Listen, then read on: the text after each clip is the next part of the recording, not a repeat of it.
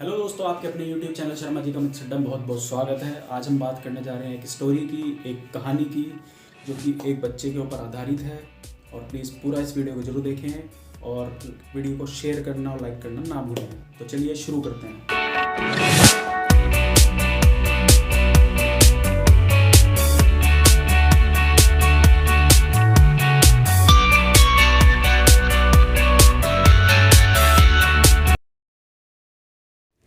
लिट्ज़ी का जन्म 10 सितंबर 1901 में अमेरिका के ब्रॉन्क्स में हुआ था। तब उन्हें लोग साइमन मैट के नाम से जानते थे।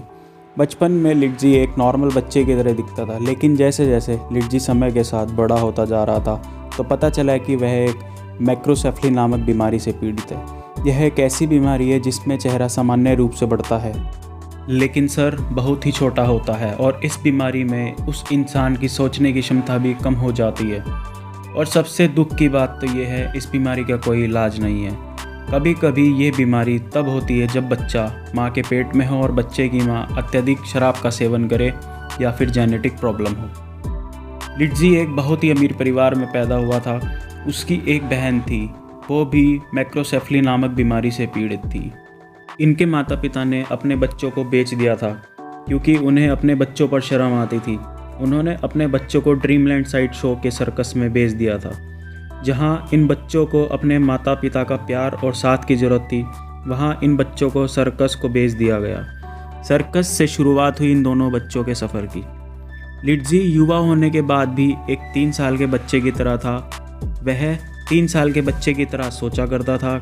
वह छोटे छोटे शब्दों को आपस में जोड़कर बोल पाता था। वह शो में एक लड़की के कपड़े पहनता था और उन्हीं कपड़ों में अपना प्रदर्शन करता था और अपनी छोटी छोटी मासूम सी हरकतों से लोगों को हंसाता था। धीरे धीरे लिट्ज़ी अपनी मासूमियत और अपने फ़नी नेचर की वजह से दर्शकों और अपने साथियों का चहेता बन गया था। जो भी उससे मिलता उसकी मासूमियत का दीवाना हो जाता था।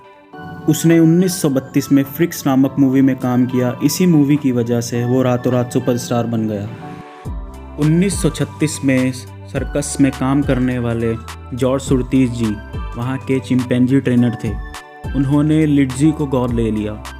जॉर्ज की मृत्यु 1965 में हो गई और उन्होंने लिट्ज़ी का मरते दम तक ख्याल रखा। लेकिन जॉर्ज के बाद उनकी बेटी ने लिट्ज़ी की देखभाल करने से मना कर दिया और उसको मेंटल हॉस्पिटल भेज दिया। लिट्ज़ी 3 साल तक मेंटल हॉस्पिटल में रहा और वहाँ वह हमेशा अपने सर्कस को याद किया करता था और खुश होता था। मेंटल हॉस्पिटल में लिट्ज़ी की देखभाल ठीक से ना होने के कारण वह वहाँ बहुत बीमार हो गया। इसलिए उसको उसके एक दोस्त ने हॉस्पिटल से लिट्ज़ी को उसे सौंपने की गुजारिश की और हॉस्पिटल ने लिट्ज़ी को उसके जादूगर दोस्त को सौंप दिया। इसके बाद लिट्ज़ी ने डॉक्ट्रिच नामक सर्कस के साथ काम करना शुरू किया। लिट्ज़ी का इतना नाम होने के बाद भी उसका अपना कोई घर नहीं था। और फिर कुछ समय के बाद लिट्ज़ी लॉस एंजलिस से रिटायर हुआ और अपने रिटायरमेंट के दिन भी लोगों को खूब हंसाया और मनोरंजन किया। लिट्ज़ी हमेशा से ही सभी का प्यारा था। लिट्ज़ी को बाद में उनकी बीमारियों के कारण मिर्गी के दौरे भी पड़ते थे और उनके दिमाग और हड्डियों का भी पूरी तरह विकास नहीं हो पाया था। बाद में उनकी बीमारियां बहुत ज़्यादा बढ़ गई थी और उसे सुनने में और देखने में भी बहुत परेशानियां होने लगी थी। 1971 में 70 साल की उम्र में लिट्ज़ी इस दुनिया को अलविदा कहकर चला गया। लिट्ज़ी की मृत्यु के बाद उसे एक अनजान कब्र में दफना दिया गया। लेकिन 2007 में लिट्ज़ी के एक प्रशंसक ने कहा, लिट्ज़ी को एक रेस्पेक्टेड पत्थर के नीचे दफनाया जाना चाहिए ताकि लोग उसे हमेशा याद रखें।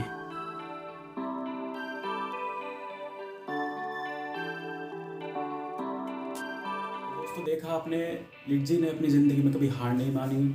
वो हमेशा चलता रहा, आगे बढ़ता रहा। तो दोस्तों, हमें भी अपनी ज़िंदगी में कभी हार नहीं माननी चाहिए। उतार चढ़ाव हर किसी की ज़िंदगी में आते हैं, तो आप लोग भी मेहनत करिए और आपका जो भी लक्ष्य है, जो भी आप करना चाहते हैं, आप उसे पूरा कीजिए।